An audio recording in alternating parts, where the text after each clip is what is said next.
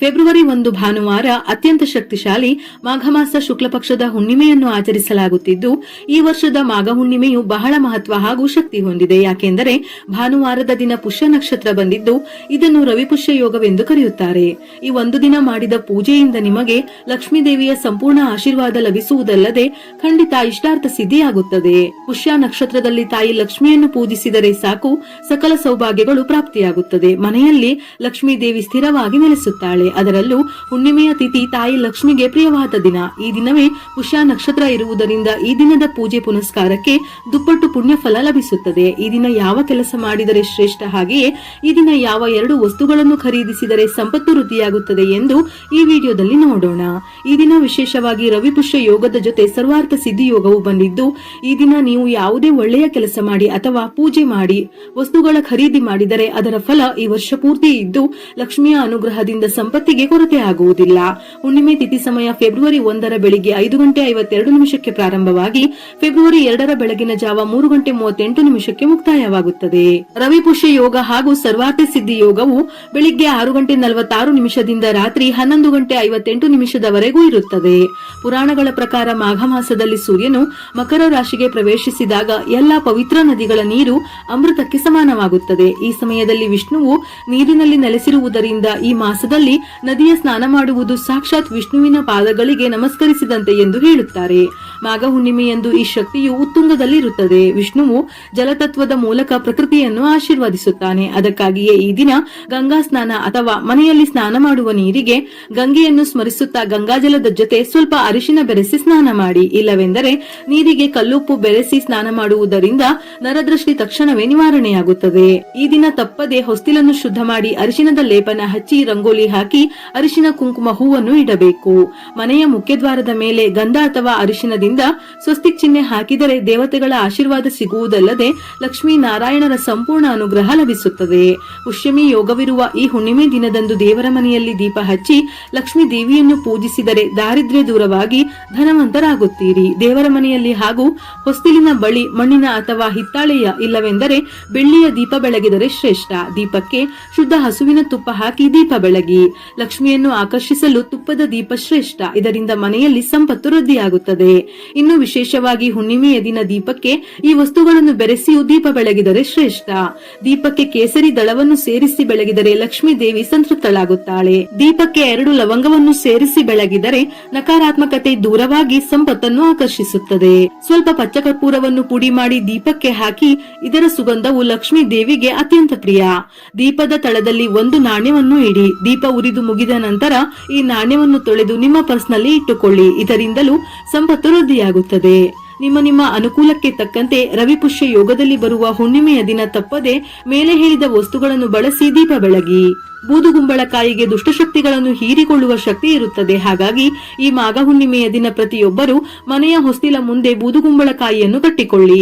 1 ದೊಡ್ಡ ಬೂದುಗುಂಬಳಕಾಯಿಗೆ ಅರಿಶಿನ ಹಚ್ಚಿ ಕುಂಕುಮದ ಬೊಟ್ಟುಗಳನ್ನು ಇಟ್ಟು ಮನೆಯ ಹೊಸ್ತಿಲ ಹೊರಭಾಗದಲ್ಲಿ ಕಟ್ಟಬೇಕು. ಇದರಿಂದ ದೃಷ್ಟಿ ದೋಷಗಳು ನಿವಾರಣೆಯಾಗಿ ಕುಟುಂಬದಲ್ಲಿ ಸುಖ ಸಂತೋಷ ಅಷ್ಟೈಶ್ವರ್ಯಗಳು ವೃದ್ಧಿಯಾಗುತ್ತದೆ. ಕುಂಬಳಕಾಯಿ ಕಟ್ಟಲು ಸಾಧ್ಯವಾಗದವರು ಕೆಂಪು ಬಟ್ಟೆಯಲ್ಲಿ ಕಲ್ಲುಪ್ಪನ್ನು ಗಂಟು ಕಟ್ಟಿ ಮನೆಯ ಮುಖ್ಯ ಬಾಗಿಲಿಗೆ ಕಟ್ಟಬೇಕು.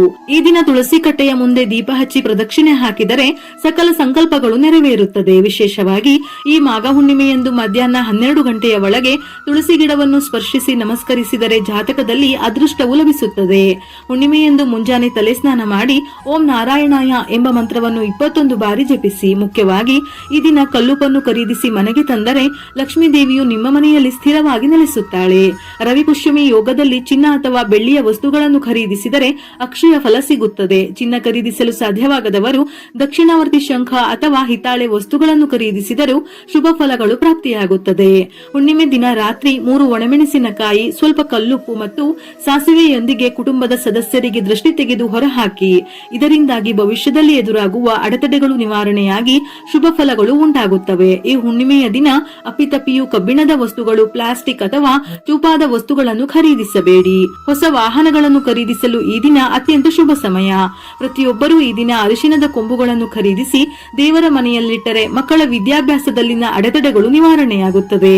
ವಿವಾಹ ಪ್ರಯತ್ನಗಳನ್ನು ಮಾಡುತ್ತಿರುವವರಿಗೆ ವಿವಾಹ ಯೋಗವು ಸಿದ್ಧಿಸುತ್ತದೆ. ಹುಣ್ಣಿಮೆಯ ದಿನ ಅಕ್ಕಿ ಅಥವಾ ಗೋಧಿ ಖರೀದಿಸಿದರೆ ಈ ವರ್ಷವಿಡೀ ಧಾನ್ಯಕ್ಕೆ ಕೊರತೆಯಾಗುವುದಿಲ್ಲ.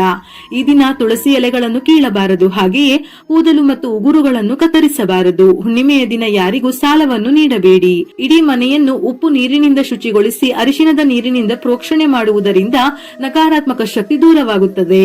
ಸಾಂಬ್ರಾಣಿ ಧೂಪ ಹಾಕುವುದರಿಂದ ದುಷ್ಟ ಶಕ್ತಿಗಳು ನಾಶವಾಗಿ ದೈವಿಕ ಶಕ್ತಿಗಳು ಆಕರ್ಷಿತವಾಗುತ್ತವೆ.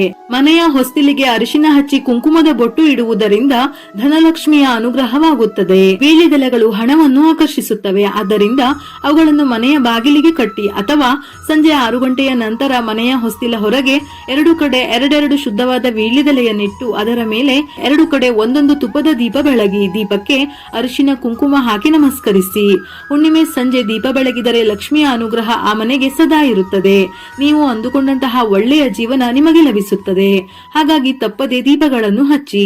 ಹುಣ್ಣಿಮೆಯ ಚಂದ್ರನ ಕಿರಣಗಳು ಮೈಮೇಲೆ ಬಿದ್ದರೆ ದೀರ್ಘಕಾಲದ ಅನಾರೋಗ್ಯ ಸಮಸ್ಯೆಗಳು ದೂರವಾಗುತ್ತವೆ. ರಾತ್ರಿ ಸಮಯದಲ್ಲಿ ಚಂದ್ರನನ್ನು ನೋಡಿ ನಮಸ್ಕರಿಸಿದರೆ ಮನಸ್ಸಿನ ಕೋರಿಕೆಗಳು ಈಡೇರುತ್ತವೆ. ಈ ದಿನ ಉಪವಾಸವಿರುವುದು, ದಾನ ಧರ್ಮಗಳನ್ನು ಮಾಡುವುದರಿಂದ ಕೋಟಿ ಪಟ್ಟು ಪುಣ್ಯ ಫಲ ಲಭಿಸುತ್ತದೆ. ಆರ್ಥಿಕ ಸಂಕಷ್ಟದಲ್ಲಿರುವವರು ಲಕ್ಷ್ಮೀ ದೇವಿಯ ಮುಂದೆ 9 ದೀಪಗಳನ್ನು ಹಚ್ಚಿ ಪೂಜಿಸಬೇಕು. ಬಡವರಿಗೆ ಅಕ್ಕಿ ದಾನ ಮಾಡುವುದರಿಂದ ಕುಟುಂಬಕ್ಕೆ ಸಿರಿ ಸಂಪತ್ತುಗಳು ಲಭಿಸುತ್ತದೆ.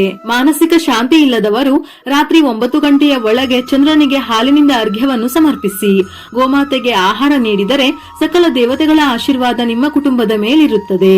ಚಿನ್ನ ಖರೀದಿಸುವ ಯೋಗ ಕೂಡಿ ಬರಲು ಈ ದಿನ ಕನಕಧಾರ ಸ್ತೋತ್ರವನ್ನು 11 ಬಾರಿ ಪಠಿಸಿ. ದಕ್ಷಿಣಾವರ್ತಿ ಶಂಖದಲ್ಲಿರುವ ನೀರನ್ನು ಇಡೀ ಮನೆಗೆ ಪ್ರೋಕ್ಷಣೆ ಮಾಡಿದರೆ ವಾಸ್ತು ದೋಷಗಳು ಮತ್ತು ದಾರಿದ್ರ್ಯ ದೂರವಾಗುತ್ತದೆ.